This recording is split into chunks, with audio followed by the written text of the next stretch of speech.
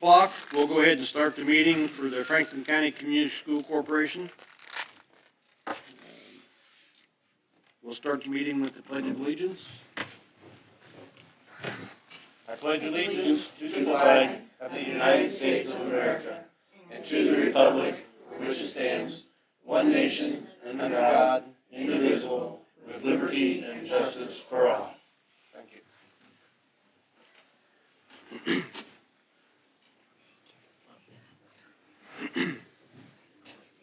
Okay, number one is the approval of the minutes.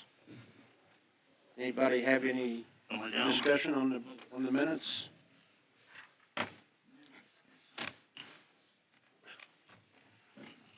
Okay, need a motion to Sharon? Move to approve. And Second. Terry, second. Gosh, what do I gotta do here? All in favor, raise your hand. All opposed, same sign. 7-0. Okay, approval of expenditures and financial report. The prepaid claims for February were numbered 10224 through 10249, totaling $310,565.34. The current claims numbered 10250 through 10334, totaling $215,518.53. The direct deposit bus contractors pay for February totaling $234,429.23. The grand total of February claims total $760,513.10. Okay. Current claims? We went through that, okay. Well, I have a question. Discussion at board. Yeah. The question I have is the policy that we are going to approve tonight, will that eliminate those numbers being read in the meeting? It will probably, yes, it will. It won't eliminate the financial report. It will eliminate the expenditures. Okay. But this will still be available for public record? Correct. Okay.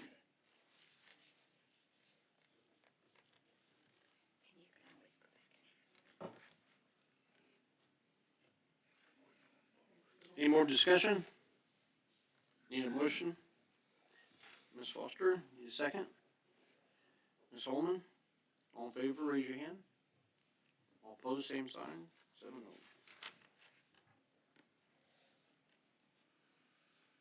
Financial report, the corporation financial report. The education fund balance as of February 28th, 2022 was $2,424,668.54.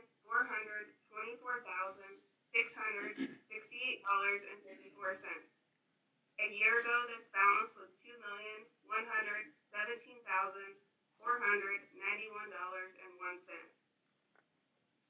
The operations fund balance as of February 28th, 2022 was $284,974.82.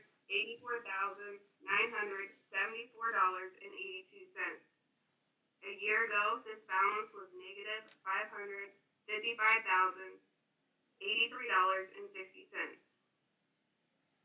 The investment interest earned year to date as of February 28th, 2022 was $1,814.59. This is compared to $2,981.76 a year ago. Cafeteria fund. The cafeteria fund balance as of February 28th, 2022 was $305,507. This is compared to $135,662.85 a year ago. Is there a ceiling to that number? So it just keeps growing and growing, but it can only be used for cafeteria purposes? We've already done the allocation. You'll see it on April. Okay. Because it'll be an end of the month transfer. Okay. So.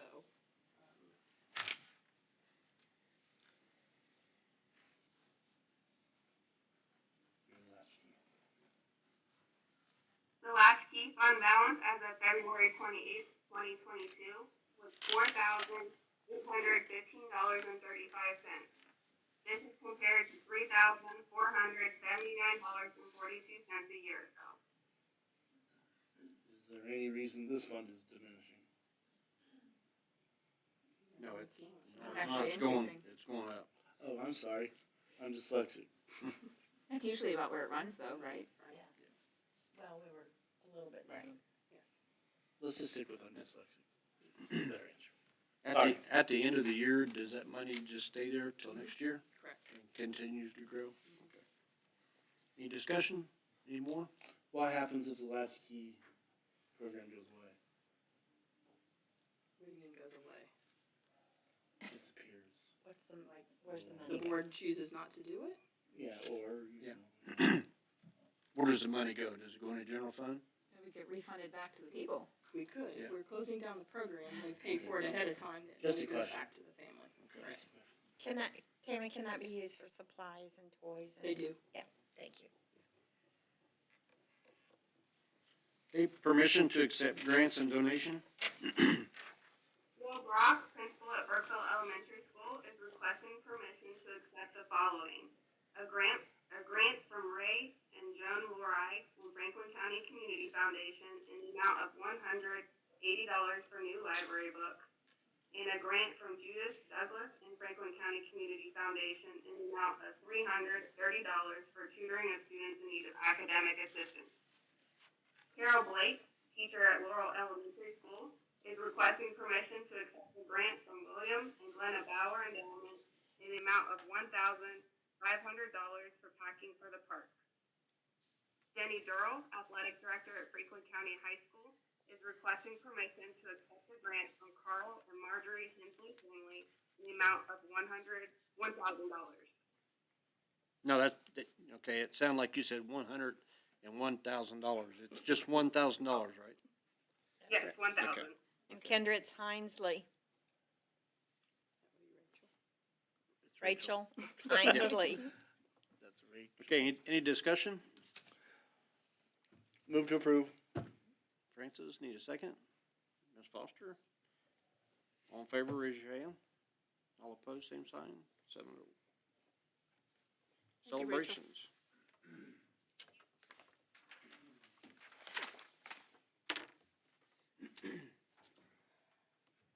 A few weeks ago, I had the privilege and honor of attending the internship banquet at Franklin County High School, and this is Berica's room.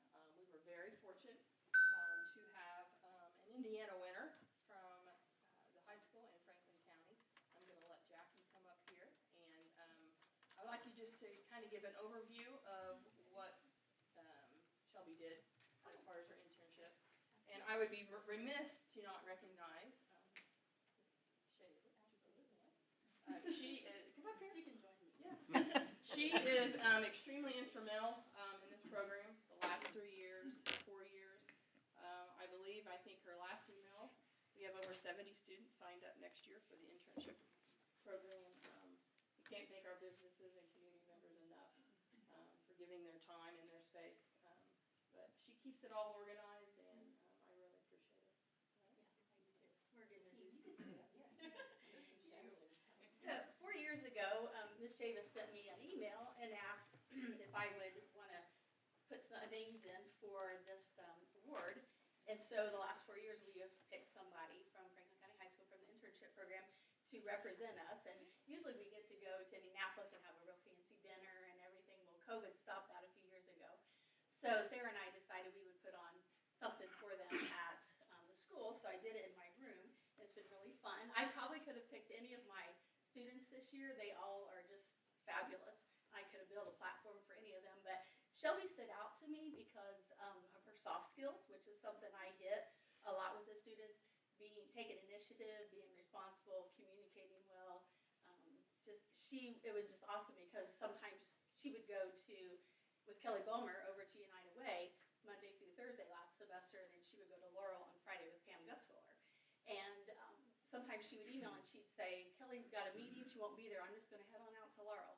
Well, she could have just said to me, I'm gonna go home, because they could have done that, or she could have come back to the school, but she took the initiative to going out to Laurel and to contact Pam and say, I'm coming, without me being involved in that, and that just showed me her, she just take initiative, she's just awesome. So Shelby, if you would come up here, so I chose Shelby, she's at Laurel full-time now, with Pam for her internship program, and loves every minute of the social work part of it, and I think it's confirmed to her that she wants to go into social work, so we give her a round of applause.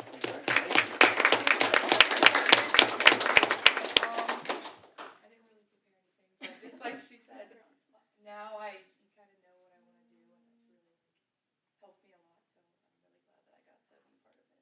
Do you have guests here tonight? Yes, my family over there. Well, you guys do an excellent job with that program, and I thank you for your efforts. Yes. Well, thank you.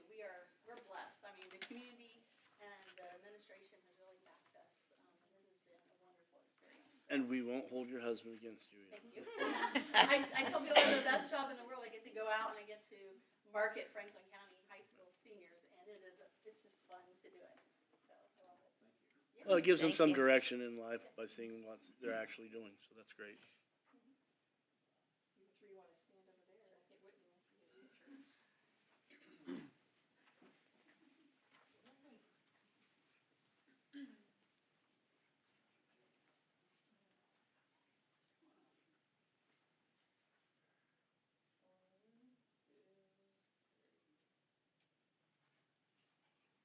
Now, pull the trap door.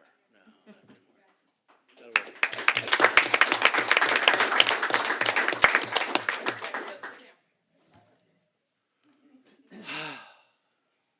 So we're at Jackie Bearclaw night tonight. So Jackie was also nominated by parents for Educator of the Month. She's been teaching with Franklin County Schools for 14 years. She has her bachelor's degree in elementary ed from Hanover, and she has her master's from Indiana Wesleyan and a kindergarten endorsement. So she can do about anything at any grade level. Like I said, nominated by a parent. Parent responded, Jackie is hardworking, friendly, and genuinely cares about her students. She puts in extra effort to make sure every student feels included and that they know that someone cares about them. When she's not working in her flower bed or reading or traveling, she loves her job, and of course we always ask, what's the best part? The best part of her job is being able to work with some of the most amazing teenagers. Franklin County High School students are great. I love my job and the people I get to lock arms with each day to make an impact on our students. So, congratulations.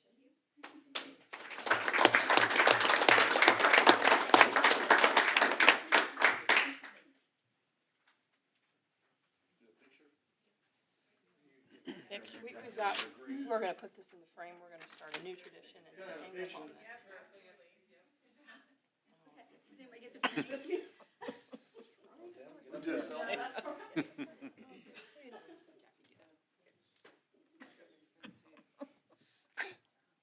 She gonna get that picture? No, because I want to start doing something new and putting them up there. I like that. I don't know if all of you have recognized, we have 2 new boards up on the wall that will start a new tradition for us. We'll have our support staff and our educator of the month. The bio that we put together for our press releases along with our photo is up there. And I can't thank Mr. Mark Baldwin enough. He was the creator of those along with Mr. Isaac. So I thank you to him, but I think they add a lot to that wall. I love the wood. So They're not going to fall down, are they, Keith? no, they're up. They're up good. Mr. Isaac. Well, I'm very happy. We have Miss Linda Adams here, paraprofessional at Franklin County High School, is our March support staff of the month. She's been working at Franklin County Community School Corporation for 33 years, 29 of those years at Laurel Elementary, and the last 4 at Franklin County High School. Linda was nominated for this honor by 3 colleagues. When they asked why Mrs. Adams should be considered for this recognition, they responded, I cannot say enough about Mrs. Linda Adams. She is one of a kind. She goes above and beyond every day at Franklin County High School. Linda is an amazing helper in many ways. She goes wherever she is needed for the day and runs a class very hard to find, because you are sent everywhere. When I went over to let her know, it took me a while to find her. She's amazing when she helps in the classroom because she keeps an eye on the students and walks around the room while the teacher is teaching. You can find Linda helping students in the resource room, library, classroom, and in the locker rooms in the gym, and sometimes the gym teacher. The thing I appreciate most about Linda is her desire to build relationships with students. She takes the time to learn everyone's name and stops to have a conversation with students, asking them how they are doing. Linda Adams is making a difference. When not in school, Linda enjoys reading, spending time with her grandchildren, and traveling.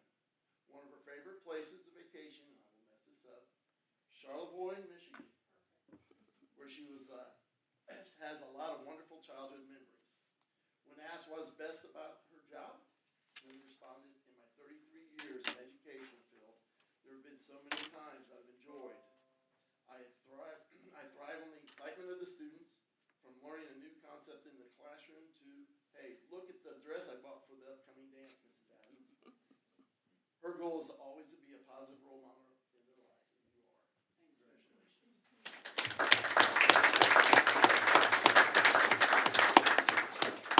And again, we won't hold your husband against you.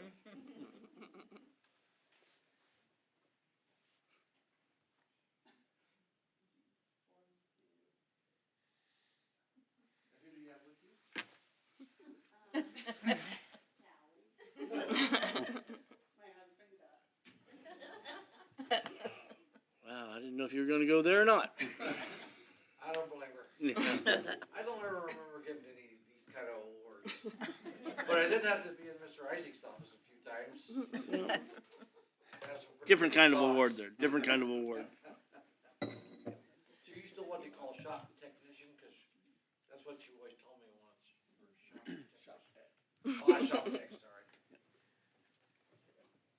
Okay, we're gonna go on to, statements from the public, but the ones that got rewards, if you want to leave, now is a chance to skip out of here, if you want to. Or you can stay.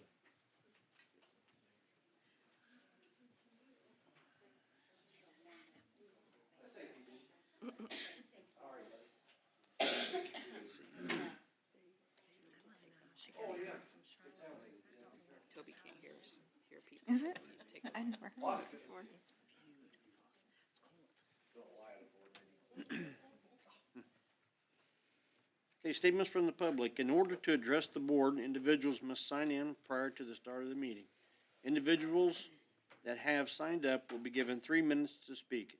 A maximum of 5 may address the board regarding the same issue or concern. Individuals are asked to avoid repetition and shall not be permitted to use names of individual employees or students. We have 2 people signed up. The first one is Michelle Spurlock. Hi, everybody. Some of you I know, and you that I don't. I'm Michelle Spurlock. Just have some questions about the Michelle? LB report. Use the mic there in the seat. Oh, I've never been asked. It's on the camera now, so we want to make sure everybody hears. I need to click it. You have to click it.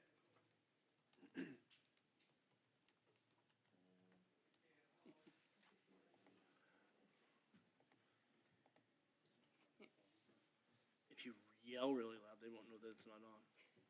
I sort of say I've never heard that I was quiet. Do you guys know how to turn it on? It may already be on then. It's, okay. Oh, that is on? I don't hear it. That sounded like it was on.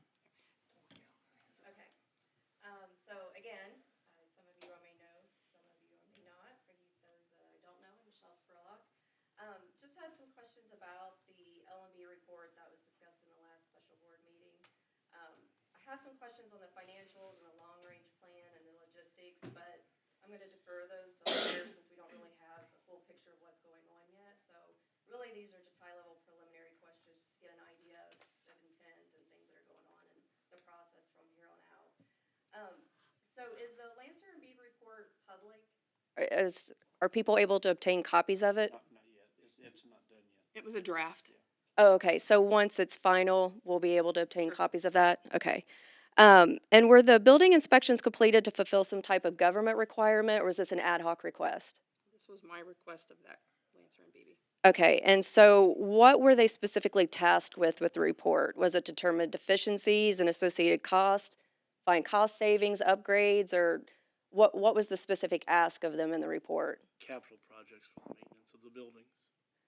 Okay, and so what were they specifically asked then to include closure of the Laurel and Mount Carmel schools as part of that review? I think he explained that was kind of a flare that was sent up whenever they reviewed the report. So were they asked to review it, or they just on their own came up No, with it it? was a note that they made. Okay, and so Brookville Elementary was left out of that because they just didn't layer it themselves, or it wasn't asked to review Brookville Elementary being closed? Yeah, they were asked. I asked them to go back Sharon and do asked. that. Yes. Okay, so it wasn't part of the original, but you did Right. It do the wasn't in their- follow-up. It wasn't in Perfect. their original Okay. presentation, but I asked them to put that in there. Okay, And I think their logic was all the buildings here are together. Well, I said here, not here, Yeah. right. but the main campus. Okay, their and why was L&B the specific organization hired for this study? I interviewed 5 companies, and that's the one I chose. Okay, and so if this is taken to final vote and it is agreed that expansion of Brookville Elementary is needed or a whole new school, will L&B have that work, or will it be sent to bid? It has to go to bid. Okay. So it was my understanding that Mr. Lancer had said that, he understood the gravity of the situation and how local elementary schools are the anchors of the community. Is their scope of expertise to provide input on socioeconomic impact or impact to students, communities, families? That's not their expertise, no. So is there going to be additional studies done to see how that impacts? I mean, we've seen it done with our elementaries You're- and junior you're putting highs. the cart before the horse a little bit here, because that was the first we had heard of what they wanted to do, and we need to look at things from every single aspect. Okay. No, Every that's single one. perfect. Yeah, they That's weren't what I asked wanted to hear. come in to tell us whether or not we should or should not close a school. Okay. They did that on their own. Okay. Based I mean, on we're what, That's what I was. That's based what I'm on- trying to get at. It based seemed on a what big they jump to saw, hey and Well, based on there's what a- they saw, Yeah. and based on their analysis, that's what they said. okay. That's not what we asked them to do. They just did that on their, that's their analysis. Okay. But I don't want you to rest on your laurels either, because the financial position of the corporation is pretty desperate right now. Right. No, I completely understand that. It just seemed very odd that an architectural firm came in and was like, hey, we know this is going to impact the community, but this is our recommendation Well, to do they- this. So, Did it from a building study of what they see as far as the optimal filling of a building, and right. having space left over for expansion growth. That's how they determined that those were the options. Okay. Because when you look at the options, and like I said, I've seen a snippet of this, so it's really hard to get a picture of the financials and the long range plan. So I don't want to make any judgments early on, but just looking at the numbers presented, it was Brookville Elementary is the smallest and oldest, and in the state of disrepair compared to the other 2 schools. So it just seemed illogical jump to let's close the 2 bigger, newer schools and spend, I think it was quoted, $17 million to expand onto Brookville Elementary to house all the students. So Just to make it clear that we're not looking at this to go in and saying, we're gonna close schools down, mhm, That was just a tool that is gonna help us make a decision down the road. right. So all of us wanna keep all the schools open, and do the best we can. Right. Well, and I completely appreciate that, and I get that, and I really hope that's what's happening. I mean, but you Oh, have to it is. understand, Rick. I mean, Yeah, we've seen our high school go and our junior high go, and there's been grumblings for years that this is being looked at. So for it just to be presented all of a sudden, like, hey, we asked for building inspections, and they recommend we close these 2 schools. I mean, it just didn't sit well, I don't think, with the way it was presented. Well, But there- it's not that that's your guys' fault. there I'm was just also saying there was a lot of open recommendation questions. Of Mount Carmel and Brookville, Mount Carmel and Laurel, that's what's coming, Mhm. and then Laurel and Brookville. So Perfect. there are different options. But Right, yeah.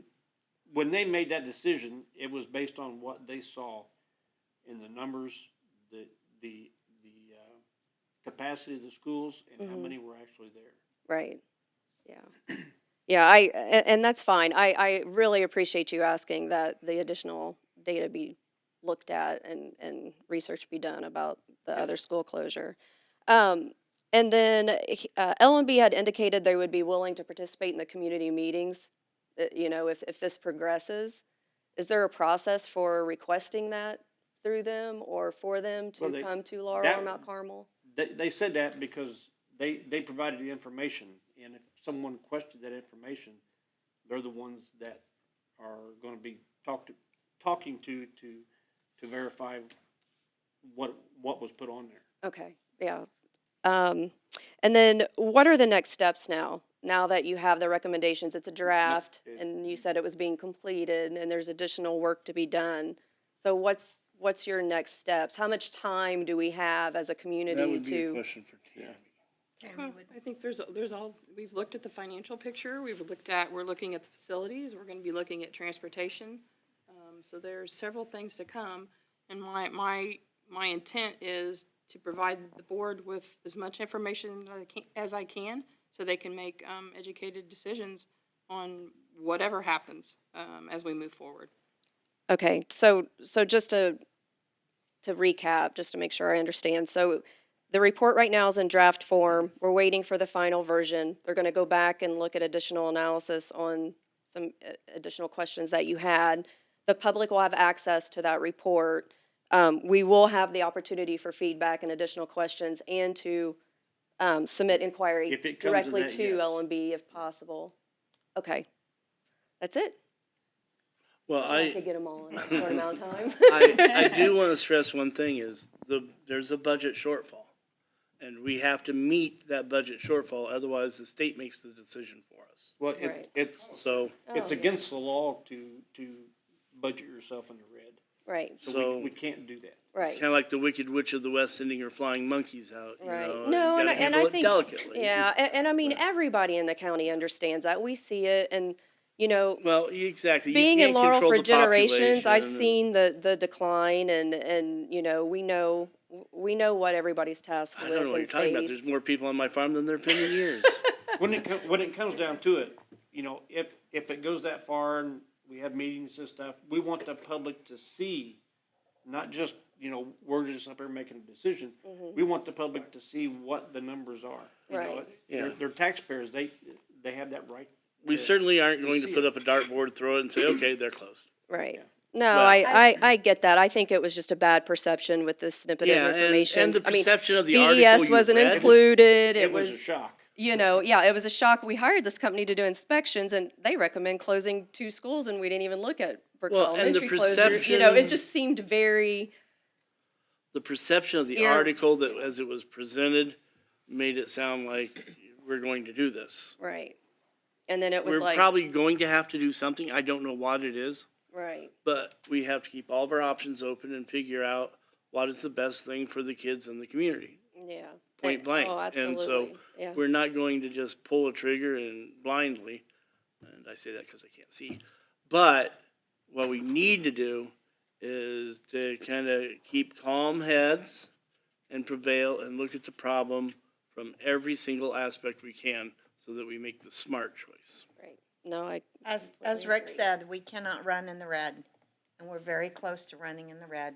Last year with COVID, we don't want the state to come in and take our schools over and tell us what we are gonna do with our community schools. Yeah, And yeah. that's not, we don't want that. Right. I mean, nobody wants their schools running in the red, you know. Right. And No, but I'm saying the school come in and take over. See, they did that in Muncie, they did that in Fort Wayne, Mhm.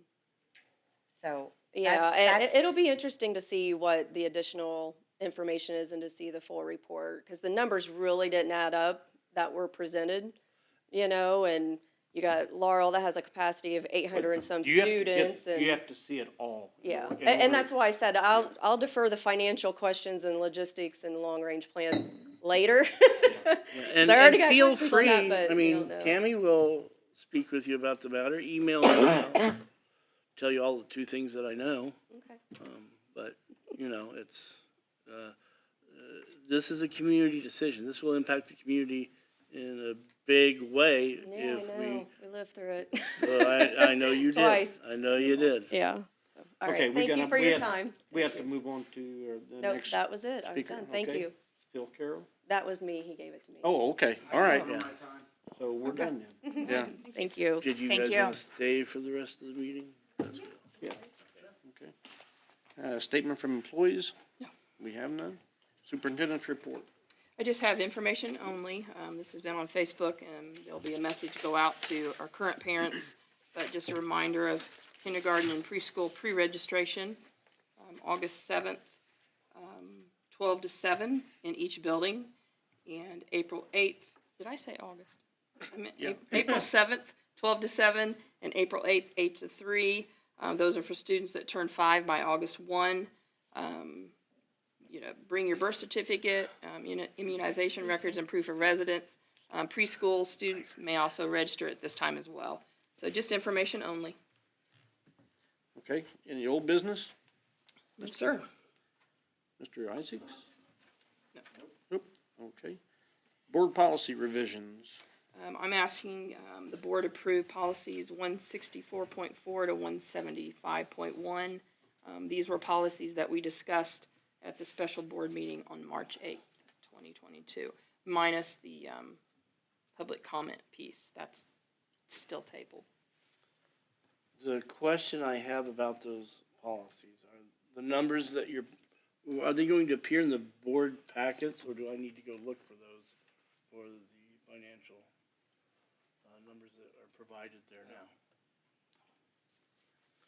Confused. Financial information. Yes, the financial information you said would be disincluded. Am I correct? It will be in your reference sheet, yes. Okay, that's what I want to know. Okay.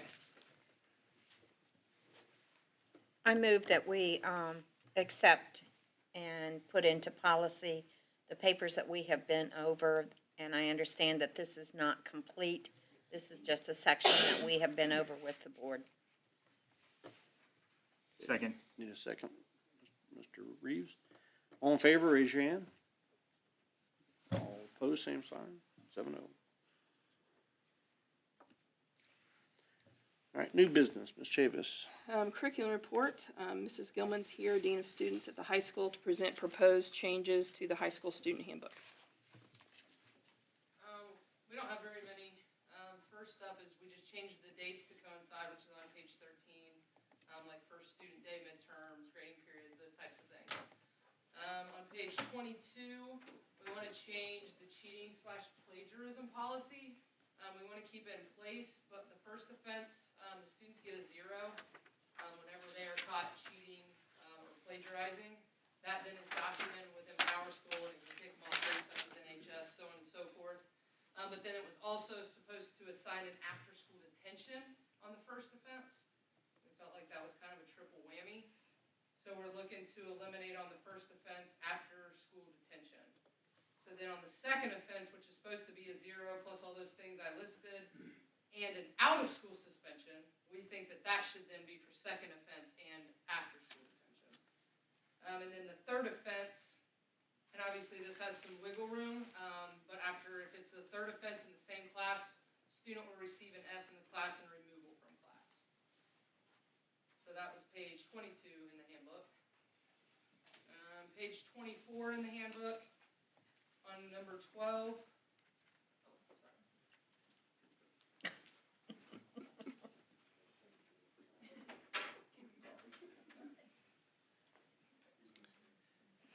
Our spectators on YouTube cannot hear you, so that's why the mic, yes. On page 24, we want to change number 12. It says do not wear caps, hats, bandanas, headbands, hoods, and sunglasses inside the building. We want to take out headbands, and the reason being is because students are wearing headbands. We even have some guys that wear headbands, girls that wear headbands, so we want to take that out. We also want to take off number 13, which is any apparel accessory that looks like a hat, such as a beanie, is prohibited inside the building. The reason we want to take that out is not because we don't think those are not welcome in the building. We've already listed those in number 12, so it was repetitive. So we want to take number 13 out. We also want to eliminate number 17, which is no hoods on sweatshirts or jackets are to be worn at school at any time. Kids wear hoodies every day. We're not sure how that has been in there this whole time, but we would like to take number 17 out as well.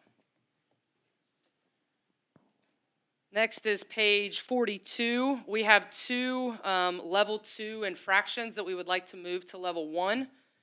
The first one is number, I don't know what number it is on the bottom. I think it's number 1 on level 2 infraction. We want to make that a number 6 on a level 1 infraction, and that's improper dress. We would like to move that to a level 1. And then we would also like to move open containers and fountain drinks are not to be brought in the building before, during, or after school by students without teacher administrative approval. We'd like to move that to a level 1 since we have opened the coffee shop. We are allowing those things in the building unless they are within that classroom setting. Then if that happens, it moves to a level 1 and then progresses from there. Next one kind of goes all together. So it's on page 58, 59. Those 2 pages, we want to add if a student does gets in trouble for a code of conduct, that's anything such as tobacco, alcohol, any of those types of offenses, we want to add in to that for that to include overnight field trips on their suspensions. So right now we basically say they can't do sports or activities for a certain amount of days. We did not have in that jargon including overnight field trips, so we would like to add that in there. That's it. Thank you. Those are just for our first read tonight. We'll approve them at the next board meeting. So if you're reviewing your board packet and you have some questions, Tony will be next, Mr. Isaac.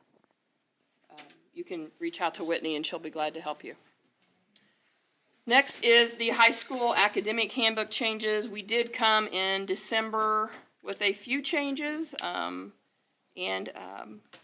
fast forward, almost 2.5 months later, we have additional changes. So, can't guarantee this will be the last time you see me. I want to talk to you about some academic changes here in a couple different areas.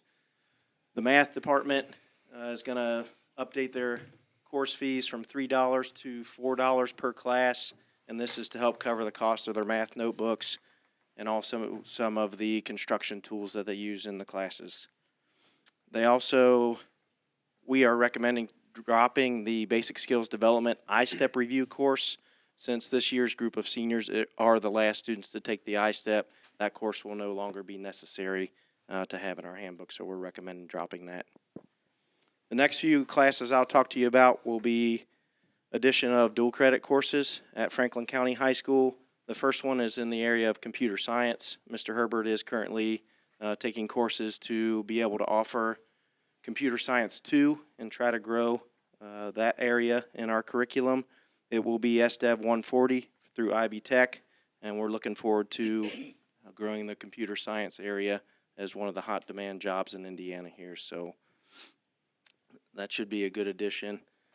In social studies, AP US History, we have a teacher who is going to have enough hours to teach AP US History for dual credit through IB Tech next year, and that will be History 101 and 102.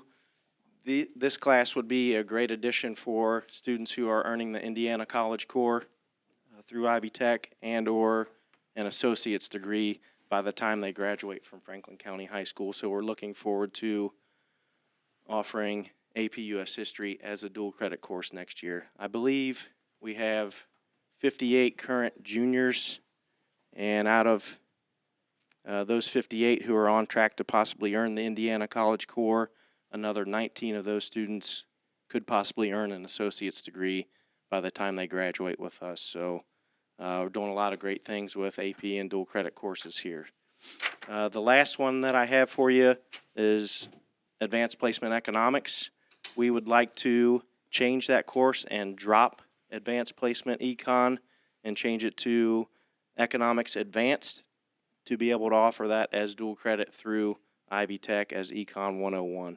And this will also help out our Indiana College Core / associate's degrees. So that's all I have for you. If you have any questions, I'll be happy to answer those.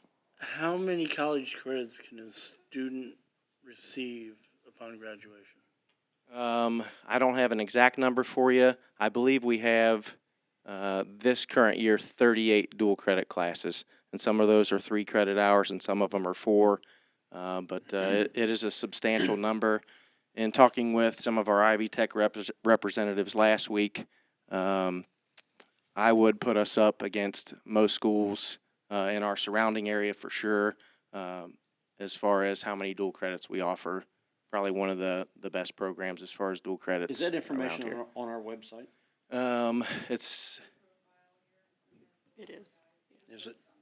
yeah, yes. so Yeah, we need to market that. very as much as competitive. we can. Yep. Just doing the math, 38 times 3 is 114. That would be 114 credit hours they would have. If Depending they on, took full load of it. right. Is that possible? I wouldn't Because- recommend that for a student's sanity, but yes, it would be a possibility. Rick, we promote that on every social Social platform media. that we have. We've even actually hooked up with the foundation a couple years back. Shelley was really trying to get that information out there. I even went to community meetings. I did it for the library representatives. I put together a meeting at the library with Ivy Tech, IU East, other surrounding places, and we promoted all of that across a bunch of different avenues.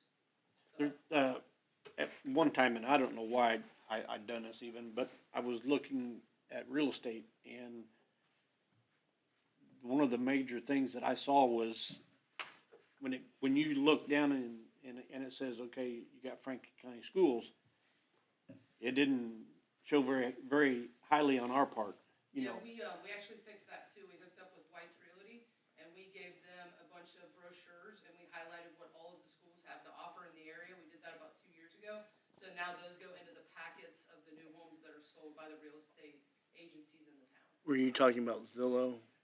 Well, Checking on the internet? it's just any real estate agency, you go on and you find a house, and then it goes down and tells you what school corporation that they fall in. And this one, and I don't even remember what it was, this one company, you know, like I had A to F and we were D. And I don't know how we fixed that, because we've been going to community meetings about Right. this multiple times, and even Shelley's been on board with us. And even we've got real estate, all the Yeah. businesses come to those meetings. So I think though with those, I'm not positive on that, but if it's like a Zillow, that's all kind of just self-report, whoever wants to report it. Well, I do have a couple more questions for you, Tony. Is there a nominal fee for these college credits? A lot of times, students are taking these classes through scholarship or for free. So there are Typically- scholarships they can apply for to take these classes? There's one coming up here on spring break that's called Crossing the Finish Line, that Ivy Tech partners with us and actually pays for students to be able to take a class over spring break. And they have some different funding in there too. And these so. are advertised through the school so that the students are aware as well? Correct, yep. And there are Ivy Tech meetings and advisory meetings and a bunch of things that go on at school to make sure that everybody is aware of this. At our parent nights and different information on social media, all this information is available. I know Sarah maintains the Student Services Facebook page, and if you haven't liked that page, I highly recommend that you do, especially to parents, because there's tons of information, and She she does a highlights wonderful our job. former graduates, a lot of information there. And there's also a lot of information for the kids not going to college. Yes. On that on that Facebook page. So if you've got kids not going to college, it's still definitely worth. And then Yeah. one Checking out last that Facebook question, I know page. this varies, but approximately how many hours do you need for a bachelor's degree? Is it 120 to 130, somewhere in that area? Right in that area, yep. They can leave with an associate's degree around 60. They can get 60 hours. We try to. I think we possibly will have 19 students next year. I knew Kyle Sabert Yeah. a couple years ago. then you spend 2 years on your bachelor's degree and that's it. Good. Man, that's awesome. Speaking of Kyle, I heard from him over the weekend. He was just elected IU's student body president. Not surprising, but congratulations. So, I move that we accept all, did anybody want to talk anything? I move that we. No, any discussion? This is discussion only. says board action. Yes, it does. Oh, does it? I can't see, so I'm Right excused. there, Board board action. action. On the handbook changes. Handbook changes. So can I make that motion, Yes. please? The high school Academic. academic handbook. Second. I move Sharon, we- second. Academic. Beth made the first, and Sharon the second. All in favor, raise your hand. All opposed, same sign. 7-0. Okay, discussion only, will be, Mr. Bundy, principal at the middle school. He's going to present the Franklin County Middle School handbook changes. We have a lot of handbooks tonight. Okay, we had a handbook committee. I was on it along with Mrs. Royce, Mrs. Middendorf, teacher, and our Emma Dorfline was our parent. Use the mic, please. Oh, I'm sorry. First handbook change is basically a procedure in how we dismiss our students to automobiles. We're trying to make it the safest way possible. So we are basically moving the line from the exit to the circle drive to the entrance to the circle drive. We dismiss about 4 cars at a time, and then they move up, just trying to create the safest spot possible. So this is just a change in the procedure on picking students up after school. Then we have notification of student absences. We're asking that we change the wording from maybe, or from are automatically referred to the juvenile court and Department of Child Services to may be referred, and that's after 9 days of fitting into the excessive absence category. And the reason why we want this to be may be is so that we can look at the student's absences. For instance, if there's been a medical situation where there's a reason that they've been out, we want to have that discretion on whether we turn that over or not. So again, just changing it to maybe instead of automatically. Again, consequences for excessive absences, and the same thing on the first change there. On the second change, we no longer use the student accountability policy. That was changed a few years ago when we started, when we changed from iStep to iLearn, and the reporting date with the information coming back didn't really fit in with what the accountability policy stated. So we found a place where we didn't change that. So it's accountability policy, taking that out. But we would like still be able to hold students accountable. So we want to put the attendance as a prerequisite for promotion to the next grade level. That's one of the things we look at. We also look at academic performance of our students. This change, we already had something in the handbook for abuse of a staff member, but we did not signal which level of infraction it would be. So that's a level 5 infraction. Cell phone policy, instead of on the second offense having the parent pick it up at the end of the school day, we just want it to be where the parent can pick it up whenever they are able to come into the building. So take out at the end of the school day.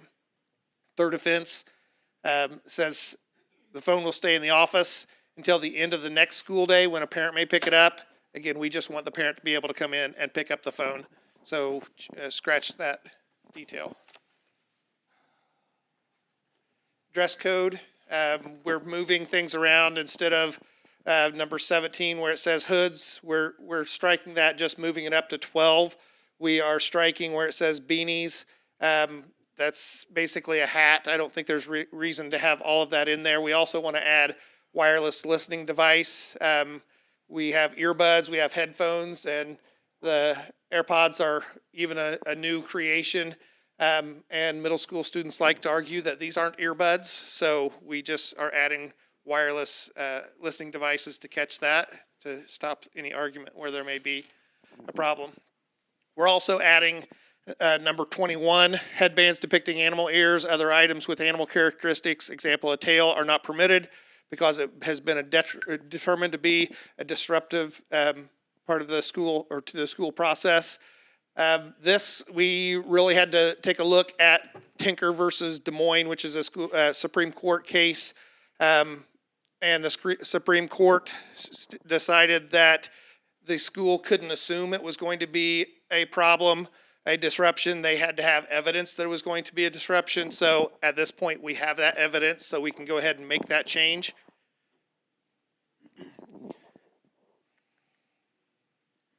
So along with the hats, we had a student start a petition at the middle school.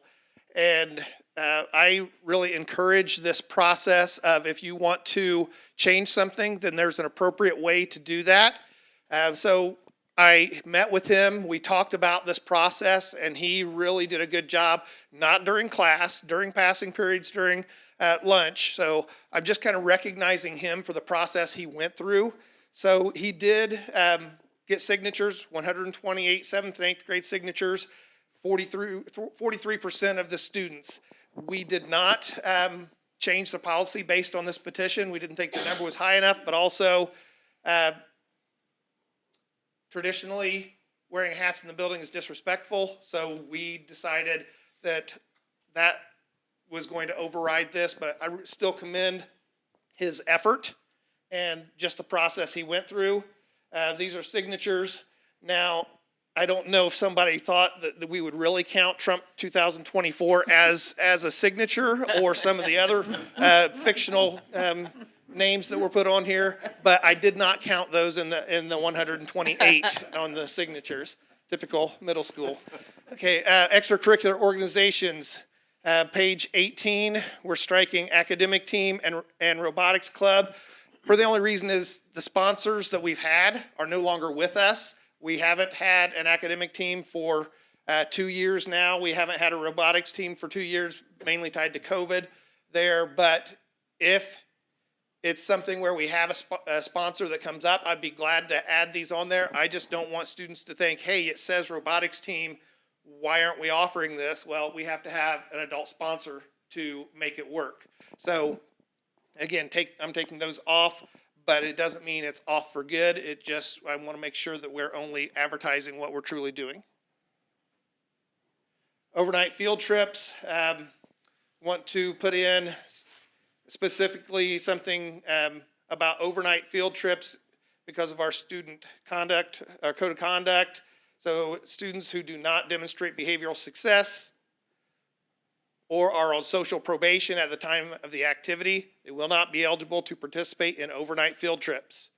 So this is a key situation with our Washington, D.C. trip. We just want to make sure that behavior is taken into account even before we send students off to another state and another part of the country. Make sure that we're not sending problems along the way.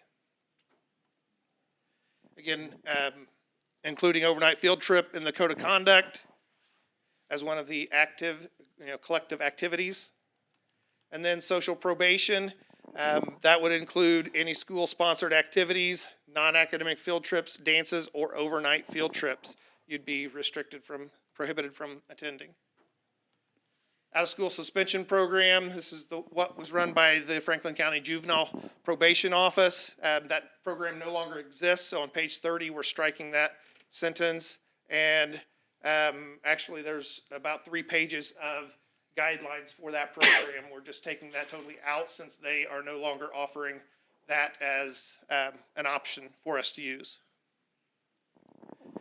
Discipline infractions, moving improper dress code to level 1 from level 2. And we've typically been giving a warning to students, talking to them about it first, giving them the opportunity to correct that before we assign consequences. Moving it to level 1 allows us to give them a warning instead of going straight to a referral. And then we've already discussed, actually that was wrong meeting, that was earlier today. Level 4, any continued or substantial student disruption to the school learning environment. Added that in there. Looking at it in the past, I felt we had something that was that covered that, but as I checked into Indiana code, that was much more specific about behaviors that violated that Indiana code, and this gives us a wider scope that where we can deal with a student for disrupting the learning environment. And then, as I mentioned before, level 5 infraction, adding abusive staff to that. Then last one, transportation, adding wireless listening device to that as well, just to cut down on the argumentative responses from students about whether they're listening to earbuds or something else. And that's all I have. Academic handbook, the only changes we have are the dates that have been approved by the board. This handbook, we also have the dates that have been, as far as the school calendar. Those are the changes that have been added, but don't have anything else for academic handbook. Thank you. Thank I you. have a question. Yes. So you're taking off the academic team and the robotics because we don't have interest or sponsors. Could we leave it in there with a caveat that says if we have sponsors, so that maybe it can generate conversation around it? If kids see it there, then they might start talking about it, and then maybe they would question it. And if it's not there, they don't see it, so no one thinks about it, so then they don't ask about it. Could we just make that caveat at the bottom, even above all of the sponsored activities? I think that would Statement work. that would apply to all. Yeah. a Yeah, statement that would apply something to like all. that. I like that. I mean, if they see it, they might ask about it, they Right. might talk about it, and they I'm might good be able to with that. I talk a think that's a good teacher into suggestion. sponsoring them. Right. But if it's not there and they don't see it, they won't ask. Okay, yeah, we can definitely do that. I And like there that was, idea. there was one section that said students, grades 7 to 12. Does that coincide with what the high school handbook was? Yeah, that's the code of conduct. We both talked about that. I see in there that you've changed the rules about giving the cell phones back to students, but we're still allowing students to carry their cell phones during the school day. They are allowed to carry the cell phone. They cannot have it out unless they have teacher permission. I still see that as a major distraction and no educational value for students to carry a cell phone.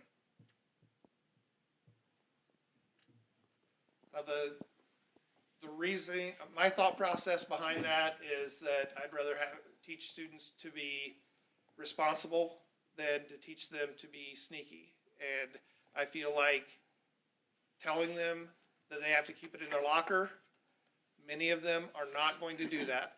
And then they keep them in their pockets, they keep them other places, and then we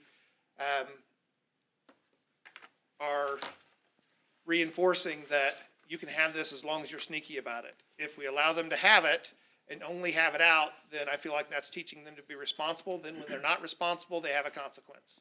And having been in the classroom, I feel like you're teaching them to be sneaky from their pocket instead of from their locker. Are there times when they can use their cell phone, like lunch? They can use their cell phone before school and at lunch. And And then before, they'll need them after school for parents. you know, and before classes or after classes, they're not to be on? During passing periods, they are not permitted to use their phone unless they get permission from a teacher. And from what I hear from teachers, it's still a major distraction. I don't see how you're going to prevent that, though. It's just the change of the times. These are not for approval tonight. I think we need to add that disclaimer. Right, and I'll do At the that. bottom of that, okay? We'll approve these at the next board meeting.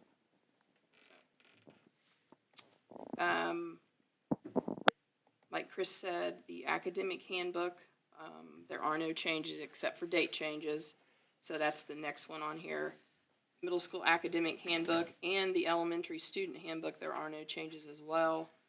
I've heard from all three principals. So if we're good, I'd like to go ahead and approve those two so we can start updating them as far as making sure there's no typos, et cetera. Okay, need a motion for the Franklin County Middle School Academic Handbook and let me back up.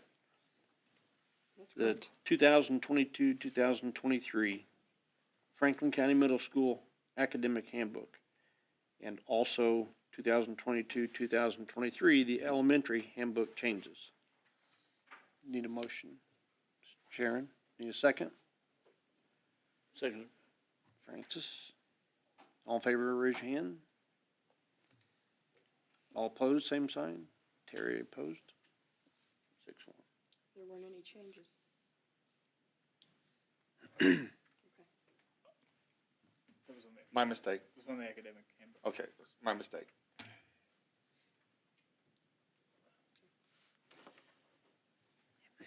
Okay, COVID updates, COVID policy update. Right. This is old news, obviously, but I do want to have it officially approved. As you know, we're no longer wearing face coverings in the buildings or on school buses, and we're no longer contact tracing or quarantining. The only thing that we are requiring are those students and staff that are testing positive to still 5-day quarantine, which I think in the last 3 weeks we've had 2. So we've been riding a great wave here. So just officially, I need it on the books that we're approving those COVID policy updates. Can we also add, if you got the flu, wear a mask? If they have the flu, Rick, they need to stay home. Yes. Hey, that's more important, yes. So moved. Second. Second? Yep. Sharon, all in favor, raise your hand. 7-0. I believe at the January board meeting, we reviewed our insurance quotes, and I was informed the board that I would still having them look for additional cybersecurity coverage. Between then and when we received this quote, I had our 2 technology guys, Rick Linville and Scott Rosenberger, put together for me everything that they're doing as far as firewall security, training, changing passwords, which I know no one likes, but every once in a while you'll get the message that you have to change a password. So by compiling all that, I think we got a pretty good quote. Currently, we only have $50,000 of coverage if something would happen, which is not near enough. I'm proposing we move to a $250,000 worth of coverage with a $1,000 deductible. So from now until the remainder of the year, this is an additional $904. We've already paid $444, so the yearly cost is $1,348. So I'm asking that we pay the difference of $904 to get $200,000 more of coverage. Any discussion? What would be the estimate of the damage that can be done through cybersecurity? Do we have any idea? Depends on who's on the other end. Yeah, they can hold you for ransom for whatever they want. Didn't you say that daily our guys are Absolutely. sending I got off one today. invasions?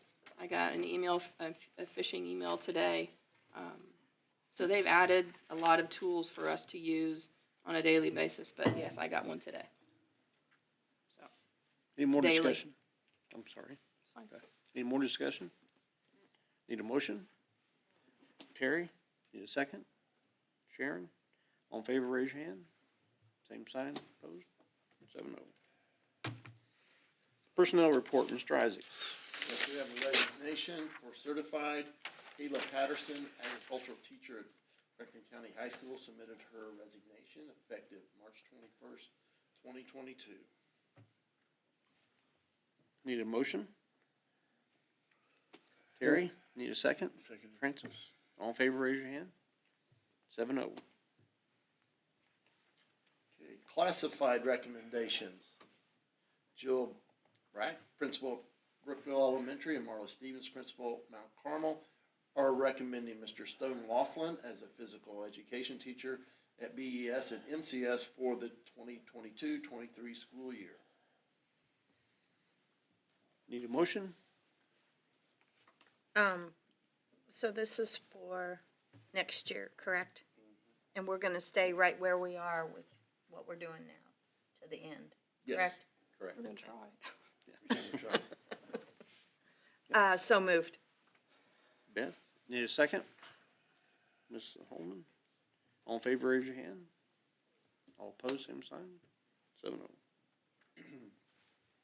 Chris Bundy, principal at Franklin County Middle School, is recommending Ben Kreider as a social studies teacher at Franklin County Middle School for the 2022-23 school year. Excellent. Good kid. Yeah, so moved. Okay, need a second? Terry? All in favor, raise your hand. 7-0. I am recommending that Stacy Reilly as a resource aide at Franklin County High School in the resource room. Okay, need a motion? Terry, need a second? Grant? All in favor, raise your hand. Same, opposed, same sign.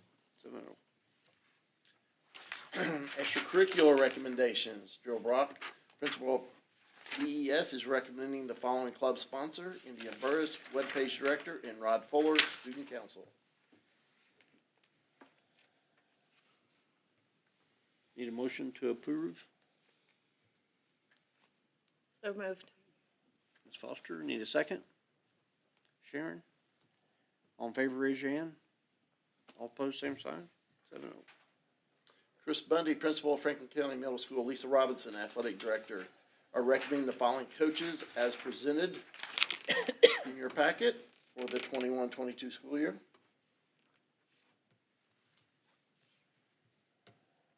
Need a So motion? moved. Ms. Foster, need a second? Terry? All in favor, raise your hand. All opposed, same sign. 7-0. And Denny Doral, athletic director of Franklin County High School, is recommending the following head coaches for the 21-22 sports season as presented in your packet. Need a motion to approve? Sharon, need a second? Terry? All in favor, raise your hand. All opposed, same sign. 7-0. Who was the second? Terry?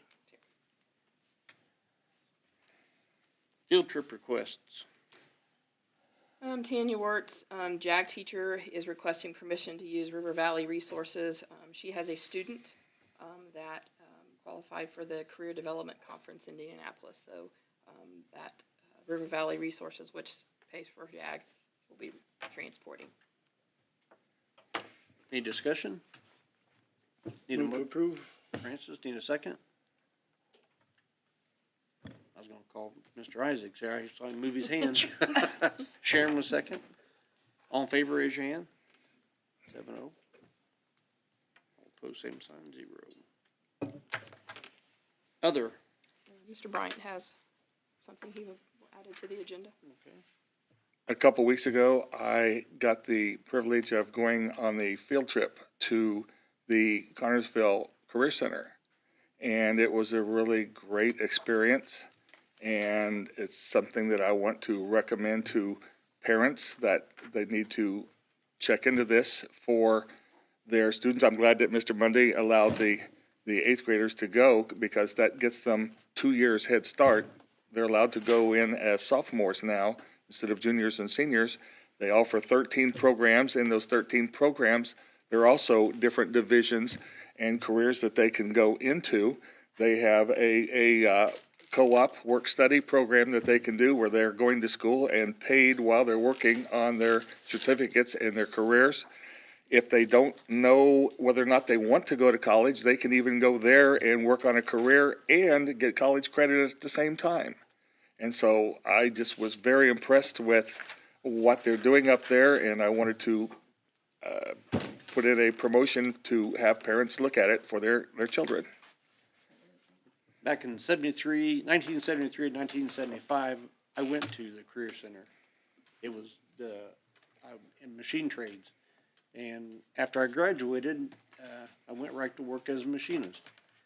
And their certificate that I had was very useful when I went in the military and provided me a lot of credits for promotions.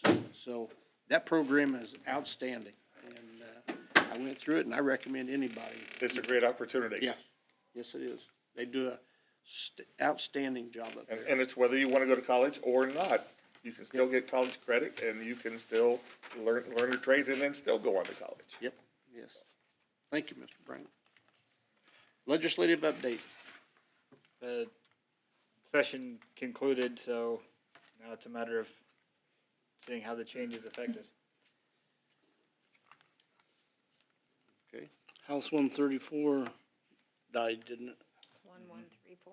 Yes. Yeah. That's what I said, 1134. Pay attention to that. For anybody that, participated in the, you get an email from ISBA and continued to send them letters to your legislators and let them know how you feel.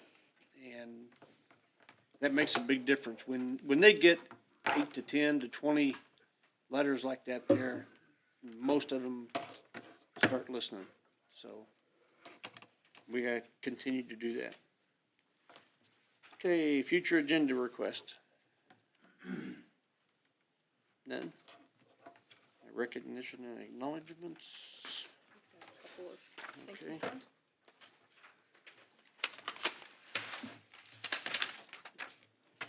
We have a thank you card from Beth and Grace Moore. It says, thank you for the beautiful flower, for the throws. It was very thoughtful. He truly enjoyed being on the school board. And this was Justin Moore. Passed away last year, last November. And we have a appreciation. And this is from the Ray and Evelyn Amorine family. It says, dear board members and central office staff, the Franklin County schools, the students and the staff were a great part of Dad's life. Thank you for the lovely floor arrangement. I can't really see it. Sent in for his honor. So that was Mr. Amrine's family. Okay, nothing further. This meeting is adjourned at 8:12. Next meeting? Next meeting will be Yeah. Monday, April 11th, here at 7 p.m.